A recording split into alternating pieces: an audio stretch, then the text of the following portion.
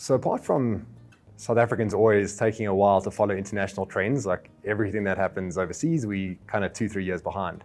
So we're there, and the curve has always been going upwards. But there's a massive gap in South Africa in terms of like our population versus the access to internet and smartphones and laptops and just being able to shop online. So the stats are kind of skewed, because if you look at first world countries, their populations are bigger, but the LSM is higher. Like they have access to be able to shop online. Here, not so much. So the digital divide is a real thing, but it's changing rapidly. More and more people are getting their hands on computer connections, on smartphones, on Wi-Fi signals, and that enables them to be able to shop online.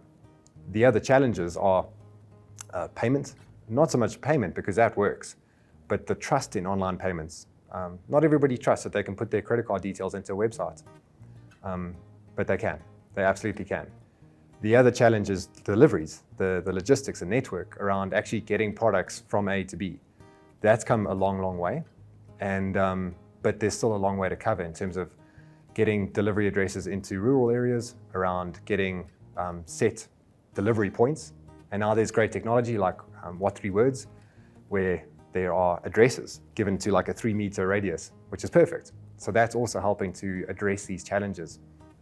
But it was interesting that at the UN conference, Jack Ma, the founder of Alibaba, he asked people to reflect on how e-commerce has grown over the last years. He was saying the last 15 years, and in South Africa, probably the last 10 years.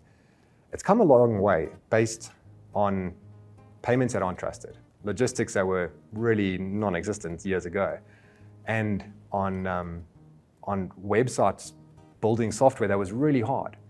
And yet e-commerce grew, and that curve was continuing to go up. And now, like where we are today, payments are trusted and it works. Logistics are better now than ever before. And building a website and being able to take an entrepreneur from not having an online store to having an online store, that journey is easier now than ever before. And so the growth curve that has been over the last 10 years, which is based on like really challenging times and kind of situations, now we're just at this kind of point where it's just set to explode. And it's so wonderful to be in that position, to know that e-commerce is growing.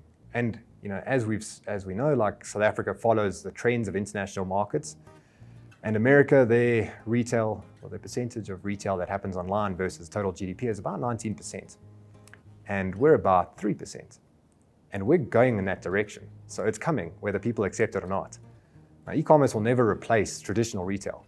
It's just going to become more of a hybrid model, and it's just great to have a means for people to start businesses which is available to the average entrepreneur. It's not a business that you need a lot of funding to get into.